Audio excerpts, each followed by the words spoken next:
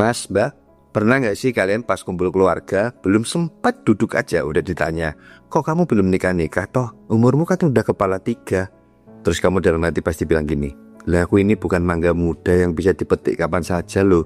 Ini tuh hati, bukan buah.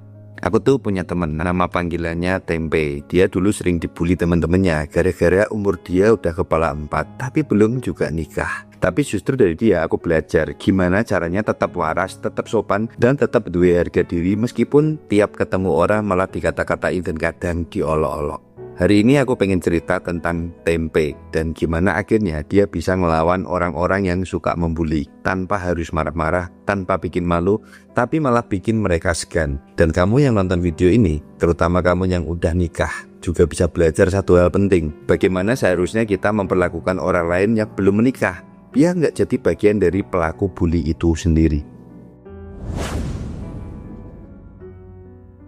Aku pertama kali kenal Tempe tuh waktu kerja di proyek pembangunan jalan. Umurnya waktu itu udah 41. Ganteng ya lumayan, pinter ya iya, tapi belum nikah. Tiap istirahat siang pasti aja ada yang nyeletuk, jangan-jangan kamu pilih-pilih yo.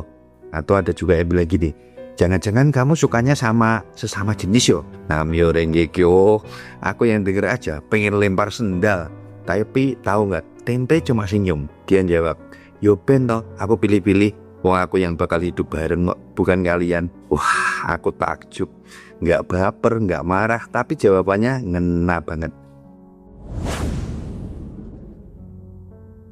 Suatu hari pas ada acara di kampung, Tempe pulang ke kampung. Dia ketemu sama Pak RT, Pak RW, dan para tetangga yang lain.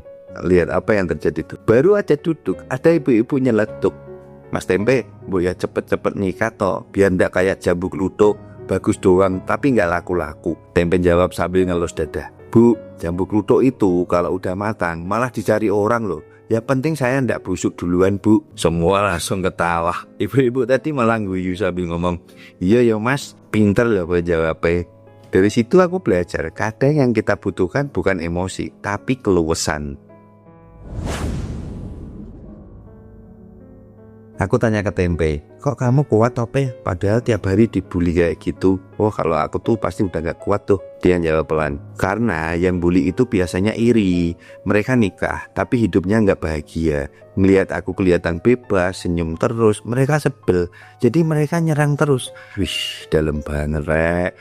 Kadang orang nyerang kita bukan karena kita lemah, tapi karena mereka tahu kita kuat. Tapi hidup itu lucu loh. Umur 45 tahun, Tempe nikah juga sama janda anak 1. Tapi luar biasa akur dan bahagia. Orang-orang yang dulu sering bully dia, sekarang malah sering ngajak Tempe ngobrol sambil ngopi di Pok Ringin Plausan. Nanya soal kehidupan rumah tangga kok bisa adem dan bahagia terus tuh gimana caranya. Aku juga pernah nanya ke Tempe kan, kok bisa tahan sih sampai segitu lama baru nikah? Dia jawab, karena aku nunggu orang yang bisa ngobrol sampai tua, bukan yang cuma cantik di awal tok. Gue sehingga aku gak nyesel nunggu, gak malu meski dibilang telat, kata dia gitu. Nah, buat kamu yang sering dibully karena belum nikah, ingat ya, hidupmu bukan lomba cepet-cepetan. Nikah itu bukan soal umur, tapi soal kesiapan dan kesadaran. Dan buat kamu yang udah nikah, jangan sampai kamu termasuk orang yang nyakitin hati saudara, temen, atau tetangga cuma karena mereka belum menikah. Mending bantuin, doain, atau cukup diem deh. Kadang diem itu bentuk empati paling besar. Jangan lupa ya, orang yang kamu hina hari ini bisa jadi besok jadi inspirasi buat hidupmu. Kalau kamu punya cerita soal teman atau saudaramu yang belum nikah dan sering dibully, tulis di kolom komentar ya. Jangan lupa like, subscribe, dan bagikan video ini ke grup WhatsApp keluarga. Biar mereka tahu, kadang niat bercanda itu bisa jadi luka buat orang lain. Ini aku, Wiwi Kurniawan dari Suara Nusantara. Sampai ketemu di video berikutnya. Salam untuk keluargamu. Semoga selalu harmonis dan hangat.